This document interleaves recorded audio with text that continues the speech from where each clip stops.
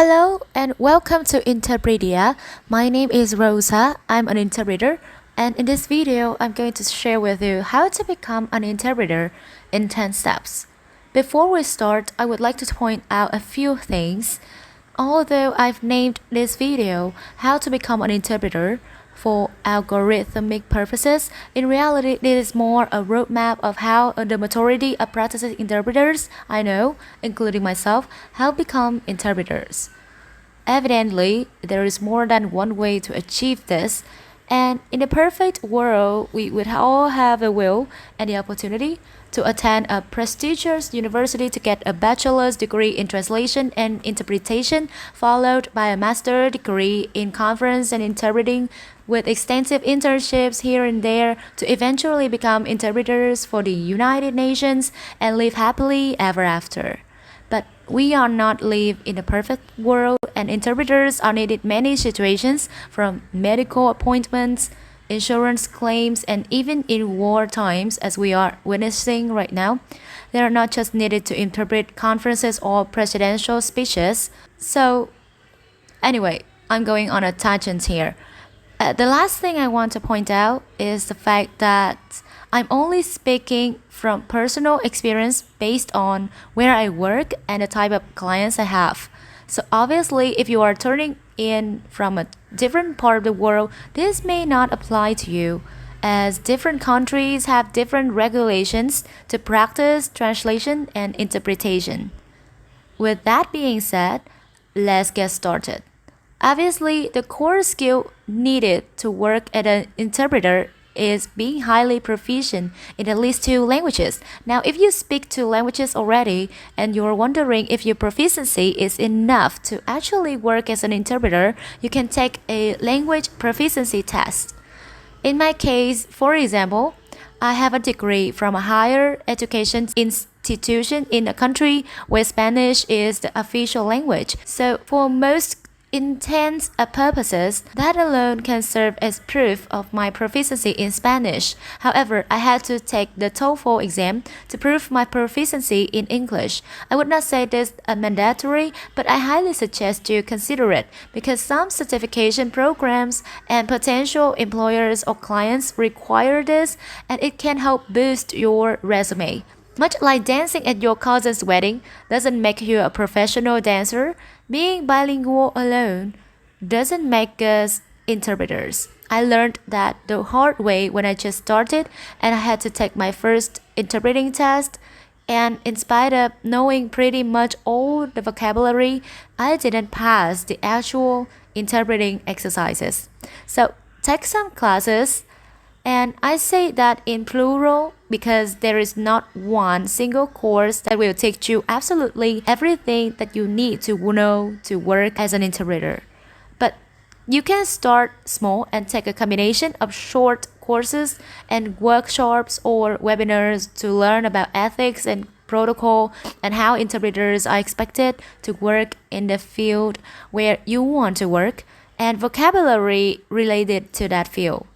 It's important to start creating a new resume as soon as possible, even if you have little or no experience working as an interpreter. Preparing your resume will force you to assess your skills, and if you are transitioning from different career field, you can dig deep into your background to see what skills and experience can be transferred to create your new resume. Once your new resume is done, it will be easy to create your LinkedIn profile. I can tell you that I have found most of my clients through LinkedIn, and since I already made a video with some tips about how to make the best of LinkedIn if you are an interpreter or translator, I would like to invite you to check it out. Another very important step is to take time to learn about the language services industry. I suggest you do some research to learn about professional associations for interpreters, credentials or certifications in the field that you are interested in working, language service providers, because those are the companies that hire or subcontract interpreters, and also learn about fellow interpreters. Many interpreters have podcasts, YouTube channels, websites, and social media pages or groups where you can learn a lot about the industry. Another step I suggest is joining a professional association because this offers a lot of advantages to all interpreters, but to new interpreters, it shows that you are committed and engaged in this new career. It gives you unique opportunities to connect with other professionals in the industry. Plus, most associations offer regular educational opportunities at no cost or at least at a reduced cost for the members, which is another perk of joining one.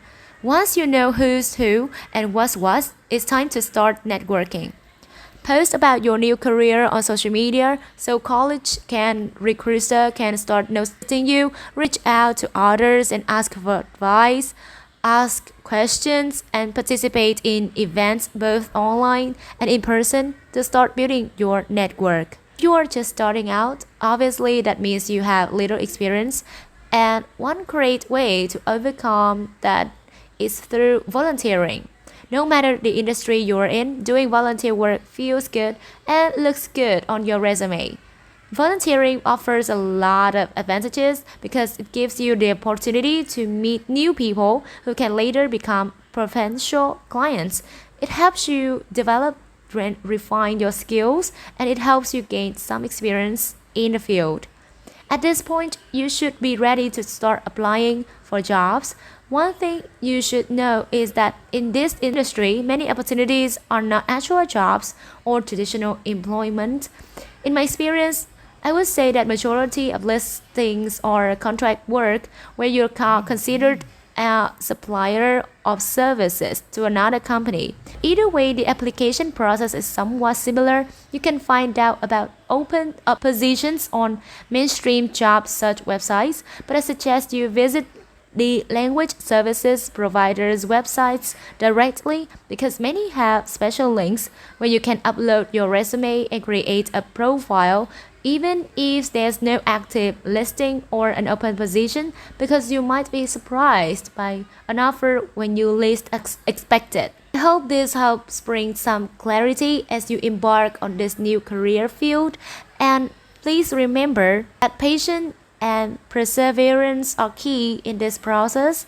It took me weeks and weeks of research, emails, filling out forms and over, and tweaking my resume before I landed my first opportunity.